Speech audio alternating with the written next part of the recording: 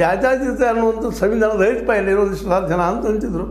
ಇವತ್ತು ಓಪನ್ ಆಗಿ ನೀವು ಆಂತರ್ಯದಲ್ಲಿ ಜಾತ್ಯತೀತ ಇಲ್ಲದೆ ಹೋಗಿರ್ಬೋದು, ಆದ ಮೇಲ್ಪದರಲ್ಲೇ ನಾವು ಜಾತ್ಯತೀತ ಅಂತ ತೋರಿಸ್ಕೊಳ್ಳೋದ್ರಲ್ಲಿ ಯಶಸ್ವಿಯಾಗಿದ್ದರಿಂದಾಗಿ ನಮ್ಮೊಂದಿಗೆ ಇಡೀ ವಿಶ್ವದ ಇನ್ನುಳಿದ ದೇಶಗಳು ಚೆನ್ನಾಗಿ ವರ್ತನೆ ಮಾಡ್ತಾಯಿದ್ವು. ಅಮೇರಿಕ ನಮ್ಮ ಜೊತೆಗೆ ಚೆನ್ನಾಗಿರ್ತಾಯಿತ್ತು.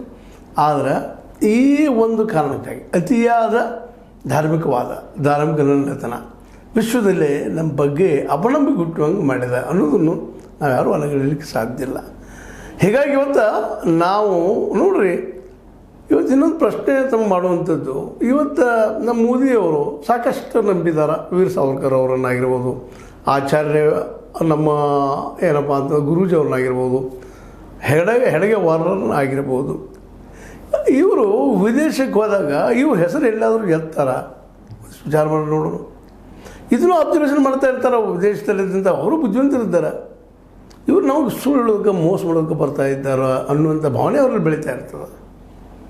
ಇವೆಲ್ಲವೂ ನಾವು ಇವತ್ತು ಗಮನ. ಅದಕ್ಕಾಗಿ ಗಾಂಧಿಯವ್ರ ಹೆಸರು ತೊಗೊಂಡ್ರು ಅವರು ಜನ, ಅವರು ನಂಬಿದ್ರು ವಿದೇಶದಲ್ಲೇ. ಬಟ್ ಮೊನ್ನೆಲ್ಲಂಥ ಸಿಂಧೂರ್ ಅಥವಾ ಆಪರೇಷನ್ ಸಿಂಧೂರದಿಂದಾಗೆ ಆ ಸಂದರ್ಭದಲ್ಲಿ ನಮಗೆ ವಿದೇಶದ ಯಾವ ದೇಶವೂ ಸಪೋರ್ಟ್ ಮಾಡಲಿಲ್ಲ. ನಾವು ಸುಳ್ಳು, ನಾವು ಭಯೋತ್ಪಾದಕರು ನಮ್ಮ ಸಂಶಯದಿಂದ ನೋಡಿದ್ರು ಈ ಸಂದರ್ಭದಲ್ಲಿ ನಾವು ಸ್ಪಷ್ಟವಾಗಿ ನೆನಪಿಸಿಕೊಂಡು ಹೇಳಬೇಕಾಗಿದೆ.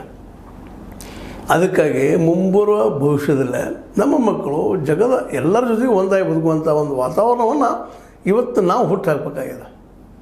ಈ ನೆಲೆಯಲ್ಲಿ ನಾವು ಇವತ್ತು ಬಾನು ಮುಸ್ತಾಕ್ ಅವ್ರಿಗೆ ಕೊಟ್ಟಂಥ ಒಂದು ಪ್ರೀತಿಯ ಉದ್ಘಾಟನೆಯ ಒಂದು ಕೆಲಸ ನಿಶ್ಚಿತವಾಗಿಯೂ ಅವರಲ್ಲೇ ವಿಶ್ವಾಸನ ಮೂಡಿಸುವಂಥದ್ದು ಆಗಲಿಕ್ಕತ್ತದೆ. ಇವತ್ತು ಹೌದಪ್ಪ ಇವರು ನಮ್ಮವರು ಅನ್ನುವಂಥದ್ದು.